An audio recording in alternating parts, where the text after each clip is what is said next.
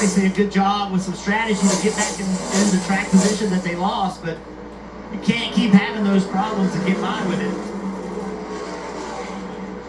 Meanwhile, Ryan Blaney is out in front at the moment, but he will need to come to pit road. He last pitted on lap 136. Oh, Hamlin's getting aggressive, trying to get to the car of Cody Ware. That's what he was trying to do. He was trying to just run Briscoe up the racetrack, stay side by side with him, get to Cody Ware first, and then be on the inside and make that pass. He just didn't make it work. Look at Logano and Elliott and Bell. They're starting to zero in. And remember, Cody Ware is trying to stretch his fuel. Ty Dillon probably trying to stretch his fuel. So these are races, in theory, for position if these cars can make the last 34 laps. I mean, obviously they're faster, but every car they catch, it is a question if they're pitting or not. No one's showing their hands stiff. No one's laying their poker hands down, telling you what they're going to do. As now we see Bowman, I believe, comes to pit road. Blaney and Bowman. So Bowman in the 48 just knows he can't make it, so he wants to get fresher tires on it right away. Dillon. And an opportunity here to do a little bit of a shorter fill than some of the other guys. They only need to make it 33 laps here. The blue right side's on. Alex said the balance migrated 3 there. 2 tires and fuel, Marty. Jonathan Hassler trying to stretch it as far as he could with Ryan Blaney. They pit with 33 to go. He was told, do not slide the tires. So right side tires for Blaney, left side tires going on as well. So with 33 to go, Blaney pitting here, following car in the wall lead. Ty Dillon in the wall for the second time today. He was spun by his brother earlier. Caution is out. Oh, a caution in the middle of the cycle. We're going to have to take a minute and just get it all untangled to see who's where and who needs what. Let's see what happens to the 10. So he's ahead of Chase Elliott there. Fourth car and shot. Here he is. Something happens on the front right. Brake issue. Long rotor or something. Yeah, he shouldn't be on the brakes there, but something definitely fails. You see the fire brake or wheel bearing, or I mean, it looks like brakes because he's not slowing down at all. So definitely a rotor, I would assume. This is a very awkward.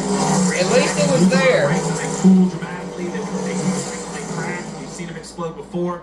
Very fortunate it happened there and not at the end of the straightaway. For Ty Dillon, could have been a really massive impact. Oh yeah, you see the brake. Yeah, there you go. You see that the caliper is broken loose, dragging in the wheel.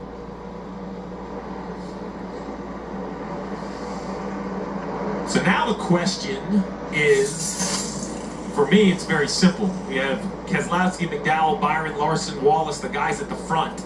Tires have mattered today. With 31 to go, I almost think you need to pit for tires if you can make it on fuel. But even at that, I'd only probably put 2 on it. Yeah, there you go. There's some conversation there. I think before we worry about the rundown, we have to see who decides to pit or not, because that's going to be kind of the reset of the field. Pit road, I think, closed this time by. I think if I do pit, it needs to be 4, pit road's closed. So Brad's saying if we do come, just you need to put 4 on me because I'm going to have to make something happen. With that brake rotor explosion on that 10 car, NASCAR's got to get on the front straightaway and look for any debris. And there's such small pieces that I always get nervous when that happens, Steve. It's very easy to get a puncture from those parts.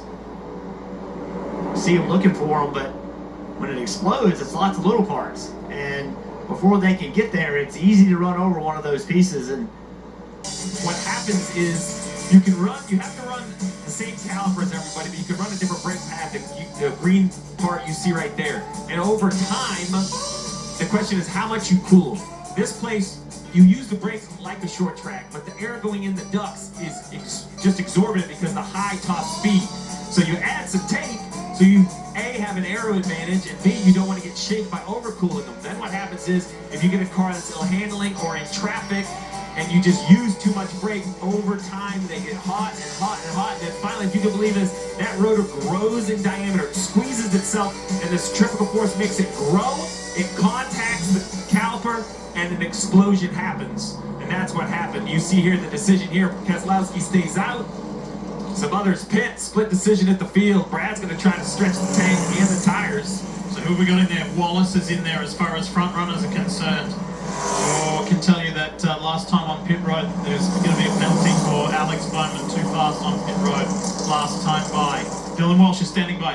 And here's William Byron. He will peel off from the top left of the screen. Pretty happy with his balance. Just asked for some help with his center pivot. They'll change 4 tires here, make a chassis adjustment to help that. And Rudy Fugle told him, let's go to work, Kim. No issues with the balance of the car for Austin Cindric. Big debate between he and crew chief Brian Wilson. Should they come? Should they stay out? They could have made it on fuel, but they ultimately thought that they needed tires or else they would be at a detriment, Marty. These guys all really close on fuel, Kim, so they decided to come down pit road. Bubba Wallace, Charlton Knight thinking that call. And these drivers also will be able to go on the offense with 4 fresh Goodyear tires. Larson was close on fuel. Now he's certainly guaranteed and has the fresh tires as well. Less than 30 laps to run. We're under caution because of this incident. So Ty Dillon